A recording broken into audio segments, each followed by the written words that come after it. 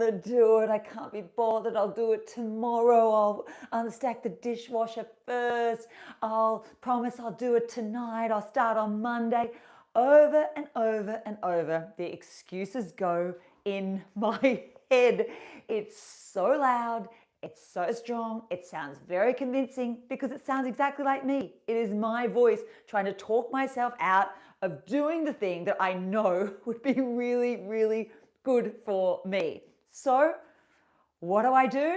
Well, welcome to the Excuse Buster Show. I'm Lizzie Williamson, known as the Excuse Buster from Down Under, and I've got 2 ways to help you bust through your excuses of I don't want to do it, and in my case, I don't want to lift my weights. 2 simple, easy ways that have helped me so much, and I'm really sure they're going to help you as well. All right, I'm going to put these down for a second. So here's what happens. I look at these weights every day, and I have them sitting next to my door when I walk back in the door, whether that's after I had a walk or gone to, get something from the groceries or dropped my daughter near school, whatever it is. And they're sitting there because I've made a deal with myself that every day I'm going to lift weights. It's really important for me. It's probably important for all of us, but I'm in perimenopause. Strength is so important. Our bone density decreases as we get older. I just know from all the research that strength is so important. So I've made a deal with myself. Every day, we've got to do some strength work. But every day, without fail, I look at these weights and they're there sitting on the floor and I go, oh, I don't want to lift them. Lifting, it feels a bit painful, not super painful, but it's a bit painful. Exercise can be a bit painful, and we are wired to avoid pain and go for pleasure. And the pleasure is often, oh, I think I'll just, not do it. I'll do it later, and later often never ever comes. So here's what I do when I see those weights. The excuse voice in my head starts to go at me. No, I can't be bothered. I don't want to do it. I'm not motivated. I'll do it later. All the things it starts to say to me. I've learned that negotiating with that excuse voice just doesn't work. I mean, the whole thing of saying, oh, I'll do it later. Yes, I promise. I'll do it later in the day, or I'll do it Monday, or I'll do it tomorrow, or I'll do it after I've just done a bit of this housework. Get this work done. It just doesn't work because later often never comes. So here's what I say instead. And the deal that I have with myself, a non-negotiable deal that my excuse voice knows there's no point in arguing with this deal. And it's 3 words. I look at the weights and I say back to that excuse voice these 3 words. Just 2 minutes.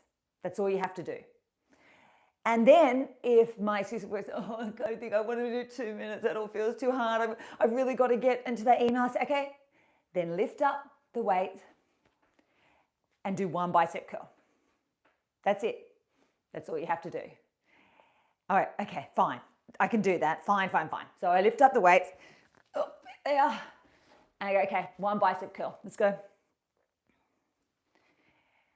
And there have been some days where after that bicep curl, I have put those weights down. And that's absolutely fine because I've still picked up those weights and I've done my bicep curl. But the majority of the time, what happens? I do that 1 bicep curl and go, okay, may as well do another one. All right, let's do another one. And now let's get up to 10. Come on, let's go. You're doing it now. 2 minutes, you can do 2 minutes. And then before I know it, that 2 minutes is done. And I can put those weights down and I've stuck to my word. I've shown up for myself. And that's why that 2 minutes is so much better than no minutes. And I put those weights down and I think, you know what? Yes, good on you. And I make sure that I really celebrate that 2 minutes that I have taken. And that is such an important part of all this.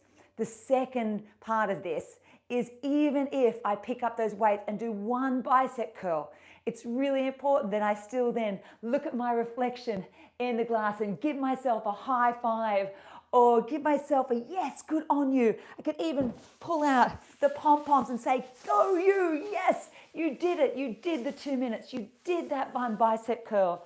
And you know what's happening then? My brain goes, whoa, whoa, whoa, you've done something. Great, geez, that sounds fantastic. You should do that again. Do that again tomorrow. And so then that helps me the next day when I look at my weights, I think, oh, I don't want to do it. I'm not sure if I could ever remember a time where I've looked at my weights and go, whoa, can't wait to do these weights. I don't know whether that's ever happened, but I look at them and go, oh yeah, okay, that's right, 2 minutes. 2 minutes feels good. Remember how I celebrated that 2 minutes? Okay, fine, let's do it again. And so then I do my 2 minutes of weights. The other great thing about saying that just 2 minutes when it comes to these dumbbells, oh man, they feel a bit heavy, is that it means that I can do it consistently.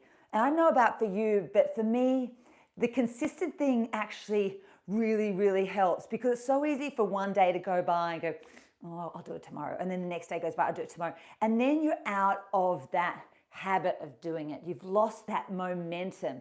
Whereas saying to yourself, just 2 minutes of lifting your weights, of doing your squats, of starting to write on your book, or working on the side hustle, whatever it looks like for you, if you can keep up that consistent action, I always find then the action the next day and then the next becomes a little bit easier. The other great thing is then if you fall off and stop doing it, it's easier to hop back on because you can go, it's okay. I haven't done it for a few days, that's fine, but come on, let's pick them up again. It's just 2 minutes. That's all you have to do. So it's time to stop negotiating with that excuse voice. It's always going to tell you to do it later. It's always going to give you all the reasons why right now is so hard to actually start. Just 2 minutes is the mantra that your excuse buster voice can now have. Every time that voice in your head says, oh, I don't think I could be bothered doing fill in the blank. For me, it's my weights. For you, it's probably something really different. And I'm really looking forward to hearing what it is for you. What are you feeling stuck on? What's your excuse voice telling you?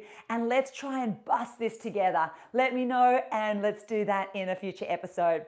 I'm Lizzie Williamson, the Excuse Buster from Down Under. I'll see you soon. Bye.